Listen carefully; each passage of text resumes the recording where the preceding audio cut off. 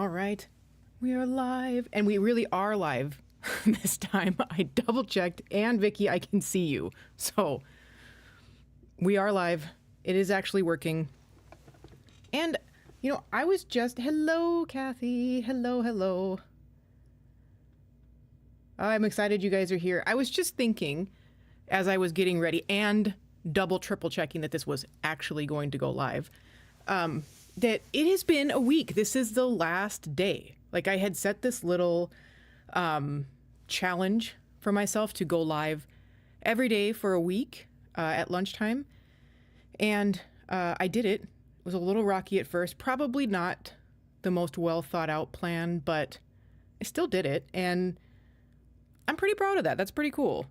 And I actually have enjoyed it. It's been a lot of fun just to, I don't know, kind of get on and talk about the cool stuff that I like. A lot of the stuff I've been talking about is pretty redundant because part of the not well thought out plan was that I have to reuse old material because if I'm doing this every day, I don't have a ton of time to research stuff. But at least they're really good stories like the Dyatlov Pass and Hinterkaifeck, which is what we will talk about today. But yeah, I was thinking about that. It's pretty cool. I do have, however, planned for the live on Tuesday night or Tuesday evening is going to be unsolved mysteries of the ocean, which I think is going to be pretty cool. There's a lot of stuff in there that, I don't know, nobody really talks about all that much, but it's really cool and also very creepy because like only 10% of our ocean is actually explored, which is horrifying to me. And I think you guys already know I have a irrational fear of open water, specifically deep ocean water. You would not catch me. You couldn't pay me enough money. You couldn't pay me enough money to do it. It's just terrifying. But anyway, again, happy Friday. We made it through the week. We're getting there. And now we can talk about Hinterkaifeck. Specifically the theories. I think that's the most fun part about this story. The story itself, hopefully everybody's pretty familiar because I'm not going to do a huge deep dive into it. But essentially, in the 1920s, there was a family in Germany that was found murdered at their remote farm in a very, very disturbing way.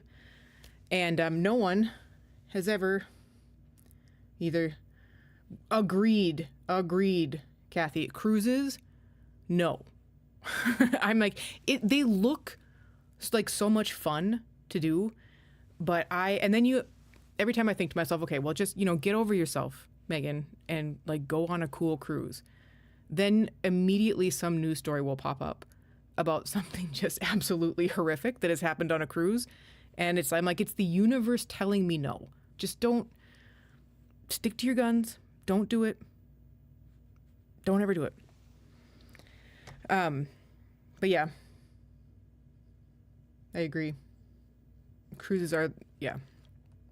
Okay, so the family was the Gruber family, and they lived on their remote farm in rural Germany. And for, I don't know, I feel like, if I remember correctly, it was like 6 months, they had this live-in maid, and she was complaining that she thought the house was haunted because she was hearing footsteps and creaks in the attic and like, doors opening and closing on their own. And she would tell Andreas and Kazelia, the parents, I guess you could say, in the situation. This is one of my, yeah. This is a really good, this is one of my, this and the Dyatlov Pass are the two stories that really just, like, I think just drew me in and was like, oh my God, there really isn't a clear-cut answer to some stuff. But yeah, so for about 6 months, they're made, Andreas and Kazelia. So it's Andreas, his wife Kazelia, their adult daughter Victoria, and then Victoria's two kids, Kazelia and Joseph being the smallest.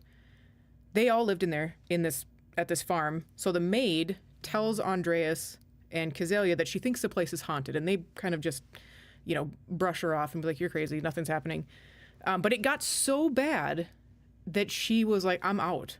I am not doing this anymore. I can't do it. So the maid just up and quits. And then she would go on to tell people that the reason she up and quit was because she was pretty convinced this place was haunted. And shortly after the maid quits is when the Grubers themselves start having these really strange interactions around their farm. They start hearing the noises in the attic. They start seeing things like there was a man. They saw a man with a mustache, which is a weird detail, but a man with a mustache that was just like hanging out on the edge of their property line. And they would things would go missing. They had a set of keys that would go missing. At one point, the family had left, which they rarely ever did. They rarely ever left their farm. They were a pretty introverted family, and they were not well liked in the surrounding towns. They had a really terrible reputation. Andreas was not a super nice guy, and there was rumors that were flying around for years that him and the daughter actually had like an incestuous relationship, and that the youngest kid, Josef, was a result of that relationship. So while they were rumors, the Gruber, so Victoria and Andreas, actually spent time in jail because of it. So rumor or not, people really thought it was true. So they never really left. They didn't really hang out with a bunch of people, obviously. And on the few occasions they would leave, this was one of those occasions, they came back and there was a newspaper on their kitchen table that wasn't theirs. They didn't buy it. They didn't subscribe to the newsletter, to the newspaper newsletter. This was 1922, wasn't a newsletter. To the newspaper, and it wasn't even from the area. I think it was from like Munich or something. It was not even close. So they were like, yeah, that's strange. And Andreas would tell the neighbors that all these strange things were happening, and the neighbors would offer to help, but he was like, no, it's not a big deal. And then in March, about 6 months after the maid had quit, they had this huge blizzard that went through the area, covered the place in snow. So Andreas goes out to check on the farm, make sure nothing was damaged in the storm.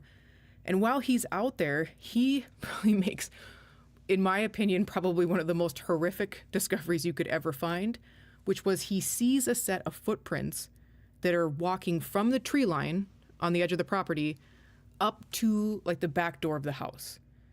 And he's looking around and there's no footsteps that are leaving the house. So he's freaked out. He's telling everybody, he's going inside, he's like interrogating his family, like, were you outside? What did you do? Like, did you put these, and they're like, no, shut up. I didn't do it. And so now he's like really, really, really started to get freaked out. At one point, just shortly after that, they were all sitting down in the living room and they heard what sounded like somebody moving something up in the attic. So Andreas just like gets up, bolts into the attic, takes a look, and there's nobody there. He can't find anybody, and it doesn't look like anything has been moved. So they're trying to move on with their lives, and they finally found a new maid named Maria that started on like March 31st, I believe, was her first day. And Maria's sister drove her out there, and she met the Grubers, dropped her sister off. They had a really great, first meeting, I guess you could say. And then that was it. That was the last time her sister had heard from her. It was like 5 days later. Not a big deal. Yeah. It's never a big deal until it's a big deal, right? But so that was on March 31st. I think it was like 5 days later. There is a repairman that comes out to the farm to repair a piece of farm equipment that Andreas had actually hired him to do. So he gets out there, goes up to the house. You can see that there's nobody home. It doesn't look like there's anybody home. Knocks on the door, doesn't get an answer. He can hear the dog inside barking wildly, like most dogs do, like my dogs would do. And so he's like, well, they must not be here. I'll just go do the thing and then be done with it. So the repairman, he goes out to the barn and he repairs whatever piece of equipment he was there to repair. And when he's done, he walks out of the barn and he can see the dog is now outside, tied to a post. he's like, oh, well, they must be home now. I didn't hear him come home. I didn't hear anybody drive up, but, somebody let the dog out, right? So he goes up to the house. The door's unlocked, but when he knocks, again, there's no answer. And he gets pretty creeped out by this. He's like, okay, something doesn't feel right. So he leaves, goes into town, meets a friend of his at a bar, Lorenz Schlittenbauer, tells Lorenz kind of what happened, and Lorenz was like, hey, what a coincidence. Those are my neighbors. I actually haven't seen them for a while either. Maybe something's wrong. So the repairman, Lorenz, and then another random guy hop in a truck, drive out to the farm because they're going to go check on the Grubers and see what happened. They get out there, and now the dog is back in the house. The doors are closed and locked, and nobody answers when they go up and knock on the door. And somebody notices that one of the barns, so not the barn the repairman was in, but another barn, somebody notices that the door is open. And they're like, oh, maybe let's go check in there. So they go check in the barn, and that's when they discover the bodies of the family. And they call the police, and the police come and investigate. And then throughout the investigation, they would find out that the Grubers, Andreas, Kazalia, Victoria, and Kazalia, the granddaughter, all of them were led out to the barn one by one and then bludgeoned to death with this type of pickaxe called a mattock. And then all of their bodies were stacked on top of each other in the corner of the garage, like on a bundle of hay.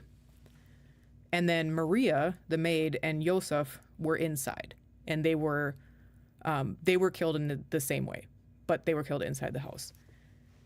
And so obviously this was a really horrific thing to find, and they called the police, but it took the police a while to get there. Obviously this was 1920s. It took them a while to get there, and the men at the time had kind of moved bodies around and stuff to try to figure out what happened. So after the police get there, they start interviewing everybody. They realize that this is just this really, really brutal. They're starting to kind of put the pieces together, and they're like, holy crap, this was really, really, really brutal. So they're interviewing the neighbors, and the neighbors say something that elevates this from really, really horrific to really, really, really creepy and disturbing. They're telling the police that, for days afterwards, because the police had determined it was on the night of March 31st. They said, for days afterwards, we've seen smoke coming from the chimney of the house. We didn't think anything was wrong. We thought somebody was there. There's smoke coming from the chimney. We've saw a man that looked like Andreas kind of walking around outside the property, doing chores and whatnot. And so when the police went and investigated inside the house, they found that, somebody was there. They were there. They fed the dog. They took care of the cattle. They took care of the pigs. They essentially took care of the whole farm and made themselves food and ate the food. And somebody was there when the repairman came, because the dog was inside the house, and then the dog was outside the house, and then the dog was back inside the house. So the creepiest part was they had determined that somebody had lived in the house from the time of the murders, essentially until the repairman came, and then vanished. And that was 100 years ago, over 100 years ago. And they have no idea to this day what happened, who did it, why they did it.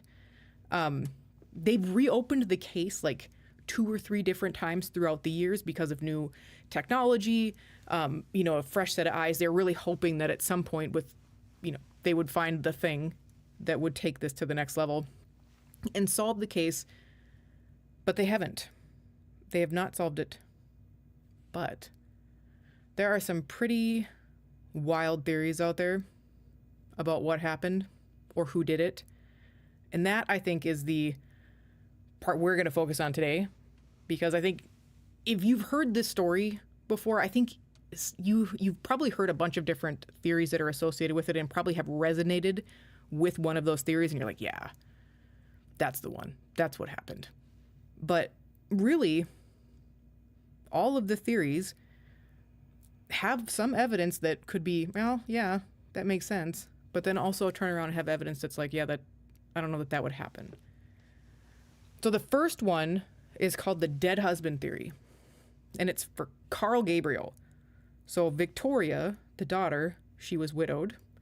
Her husband, Carl, was a soldier in World War I, and supposedly he had died during the war. But they never returned his body, and there was really no official record of it. So the theory is that Carl, faked his death or did something to get out of the military. He comes home, finds out that his wife has moved on, and potentially has a child with her dad, which is gross. But, so they're like, did he snap? And did he hang out there and stalk the family and then kill them all? Because whoever it was would have had knowledge of the house, like where everything was, how to move around, where the pickaxe was. And Carl had worked on the farm. Like he lived there before he went to war. So that's the dead husband theory. The problem with it, though, is that nobody can prove that Carl actually was in the war or that he died in the war. And then it really just doesn't make any sense. If he can't, how would they not know he was there? And would they not recognize him if he was there? I don't know. And then why would he kill the kids? Even if he didn't think Yosef was his, Kazelia was his. I don't understand. That, doesn't make a whole lot of sense to me. So that is the first theory. Theory number 2, my personal favorite, it was something paranormal.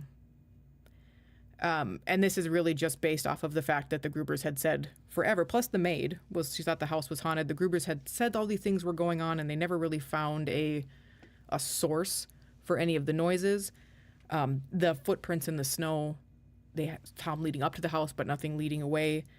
The missing keys, the newspaper, and then really just Andreas being kind of confused and dumbfounded of why would he not be able to find anybody? So while it is my favorite theory, it is probably the least likely of all of them, because it's really just based off of what people are saying. Vicky's Call Me Chris did a good deep dive on this a while ago. Ooh, I've not seen that. I bet she did a good job. I like her show. I bet she did a good job. That'd be fun to see. It would be fun to see if there was some new evidence too. Even in the Dyatlov Pass, people still talk about it, but at least there's that new avalanche theory of that could have happened to them. It would be nice if there was eventually we'd get some new evidence or something in this. But until then, we shall speculate. We'll continue to speculate. Because the third theory is that it was the neighbor that did it. The neighbor, Lorenz Schlittenbauer. Schlittenbauer was the killer. He was the prime suspect pretty much from the beginning, too. He was one of the first people to find the bodies. He wasn't a stranger to the family. There was rumors, too, that him and Victoria had a relationship, and she had actually said that Yosef was Lorenz's kid. And then Lorenz would, depending, I guess, on the time of year, either accept that or deny that. He would either say, yep, Yosef's my kid, or then turn around and be like, nah, no, he's not mine. He would have been somebody that knew the farm. He would have been somebody that the family knew. Maybe that would have made it easier for him to lure them out to the barn. But a lot of it is that because he was one of the first people at the crime scene, a lot of the witnesses said that he acted super strange. He was unnaturally calm, despite the situation, that he had moved bodies around, checking for signs of life. Somebody said that he actually went and unlocked, because remember, the house was locked, again, when they all showed up. Somebody said that he went and unlocked the house with a key that he had, that he claimed that he had found. How convenient. But As we all know, the Gruber said keys went missing. Little sus. He walked through the house without any, like, he knew his way around the place. He also knew how to feed the animals, and he knew about their routine. Years later, after the murders, the farm was demolished, obviously, because it was just a horrific thing. Nobody really wanted it around, and they wanted to just get rid of it. So they demolished the farm, and then they left a memorial for the family. And so later, people would say that Lorenz, he would visit the ruins and visit the memorial, but he would make comments about things that, like, the killer would have tried to do, right? Like, the killer would have maybe tried to bury the bodies, or maybe the killer would, like, try to hide the murder weapon. And it was all stuff that really wasn't public, that people weren't talking about. And then the people that were with him while he was doing this would say that the way he was speaking and the way that he was talking about this stuff, it was almost like he was reminiscing about it, which is super creepy. So as much as I would absolutely love for this to be paranormal, I think Lorenz did it. I feel like he did it. But we still have 2 more theories to go through. I agree with you. I think it was a neighbor. It's just too convenient. The only thing that I think is, like, would make it really hard for it to be Lorenz is that he was a neighbor of them. Like, he had his own farm and home to take care of.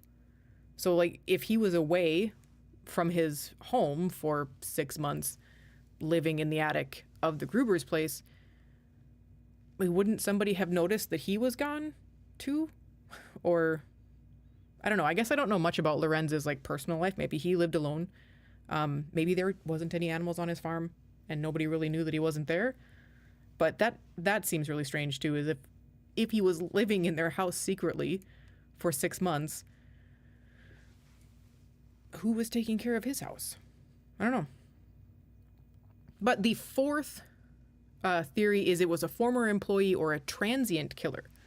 This is another kind of popular one, and it really suggests that it was like a former farmhand or a former employee that maybe had a disagreement with Andreas and had some kind of a grudge, or that maybe it was a crime of opportunity.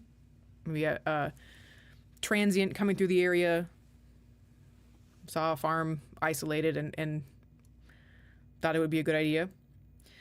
With the former employees, like, again, they would have known their way around the farm. The dog didn't freak out.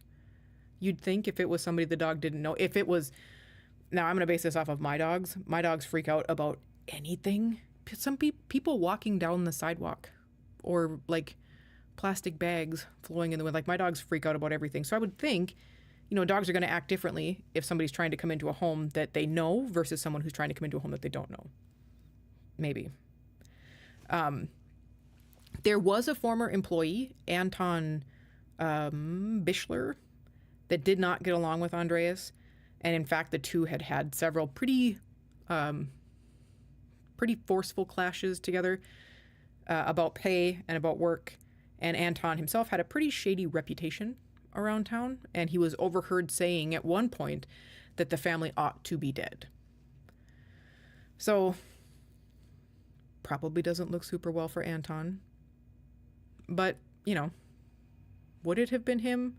The other one, for if it's a transient, it could explain why somebody would stay in the home, if they're passing through the area and they don't have a place to live, and this was a crime of opportunity, would explain for them to be in the home. The Grubers had a lot of money, so was it a robbery gone wrong? But the only problem with that theory is that nothing was taken. Like, the Grubers had, like, money, actual cash, and then along with valuable things throughout the house, and none of it was taken. Which would seem like a pretty shitty robbery, pretty bad at their job if they didn't do it. But that is the 4th one. If it doesn't sound like it was a quick and panicked robbery, it sounds like someone who is more familiar with the place, which leads us into our 5th and final theory. Is perhaps it was somebody who was already living there. The theory that it was Andreas. That Andreas did it. It was a murder-suicide theory. In full transparency, like this is a theory, but it is not widely accepted for a myriad of different reasons. But I do think it is a creepy theory, so I wanted to make sure we included it. I agree. Kathy says, I just can't figure it out. The footprints going one way. That is the part that, like, is so crazy. And it's so creepy that I don't even know. Like, I try to put myself in that situation. Like, if I walked outside and I saw a set of footprints, like, walking up to my home, but then none leaving, and I'm hearing all this crazy shit going on. I don't know. That is part of it that just, I don't know. The other thing about this that just I don't understand is why would, like, what would have to happen for each member of the family to walk out one by one into the barn? So, like, if something happened, like, we'll just say maybe they heard some kind of weird noise and Andreas is like, oh, I better go check on the barn. And Andreas goes out to the barn and he doesn't come back. And then maybe Kazalia's like, shit, I hope he didn't fall. You know, so like maybe Kazalia goes out and checks on him. Like that I can see. And then neither one of them come back. And like, so Victoria's like, oh my gosh, my parents, maybe both of them fell. I should go out and check on them. But why would you bring the 7-year-old with you? Like that part I don't understand either. It just doesn't make any sense to me. Whoever it was a total psychopath, evil person. Correct. It doesn't matter what theory is true or not true. The outcome, what happened to them, regardless of their past, was horrific. So the murder-suicide theory with Andreas is that they are saying because he was such a volatile man, that was it like something happened, right? Like somebody pissed him off or whatever, and so he had a sudden like break in sanity or rage, and then he lures his wife and Victoria and Kazalia out to the barn, kills them, and then like, you know, turns the weapon on himself. There's a lot of reasons why that doesn't make any sense. The first one was that he was dead, and his injuries were identical to everyone else's, which means he had these like repeated traumatic blows to his head, which the level of force that would have to happen for that to cause that much damage is almost impossible to self-inflict. The other thing is the positioning. He was like the first one out, and they determined that because he was on the bottom of the stack. So, you know, how does that happen? Unless there was somebody else there that he was like, okay, when I'm done, make sure you put me on the bottom of the stack. It doesn't make any sense. But the other reason that this rumor just kind of continues to like stick around is because of the claims of the person that was there for days afterwards, right? Like people said they saw Andreas afterwards. They said they saw him walking around. Somebody was there, living in the home. Somebody was there taking care of the animals, kind of running the farm like they did every day. There was also no weapon by his body. Again, if he did this to himself, there would be a weapon near him. And they actually didn't even find the tool until years later when they tore the barn down. That's when they actually found the mattock or the murder weapon. So how do they know that? How do they know what, Vicky? I'm sorry, I wasn't paying attention. I was going off on a rant about Andreas.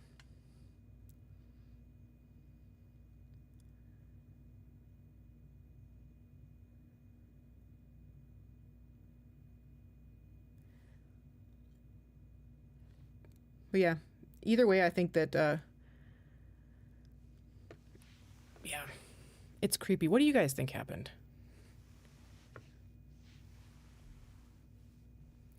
I think that Lorenz makes the most sense. I guess most sense. None of it makes any sense. But I guess the most sense out of all of it, I think, would be Lorenz. it would just be really weird for it to be a random act of violence and then nothing else be disturbed, and somebody to take the extra time to take care of the animals. Again, if it was a random person, why on earth would they do that? It just seems really, really very strange.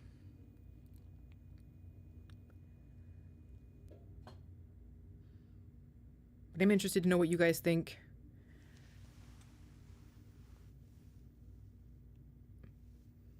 And what is the creepiest part about this story to you guys? I think for me, it's going to be like we said, it's the footsteps or the footprints. And then, like, why did they all go out? Like, why did they all go out there? Like, what happened to, like, lure everybody out there? This craziness.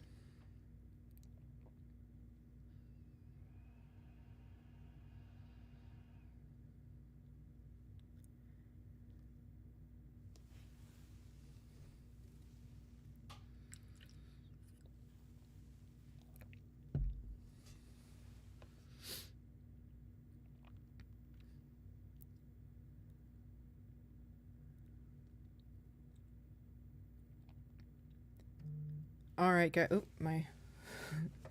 my phone just went off. All right, guys. We are at 30 minutes. Excuse me. We are at 30 minutes. Thank you guys so much for hopping on for the final daily disturbing lunch hour episode. I really appreciate the support. I appreciate you guys coming here and listening to me try to fumble through how to do this, how to live stream. I do really enjoy it. I want to continue to do it. I love the idea of having something that is a little less scripted. I guess you could say it's a little bit more conversation and a little bit more just, you know, us sitting around talking about weird stuff. I would love to get to a point where I am comfortable enough to do it, because I think doing some of the stories, like some of the narrated stuff on live, like reading them live, I think that would be really cool. It would just be, at this point, I think really hard, like really, really hard for me to do without constantly thinking about the fact that I'm messing up. But you never know. The more I do it, the more comfortable I get with it, the easier that will be. So again, thank you guys so much. I really appreciate it. Kathy, Vicky, thank you guys for showing up, blowing up the chat. I really appreciate it. That's super cool. But happy Friday, everyone. Have a good rest of your day. Have a good weekend. And if you are able to, we will be back here Tuesday evening at 7 p.m. Central Time to talk about some really strange, unsolved things in the ocean that just keep me up at night. So there you go. All right. Thanks again, you guys. Have a great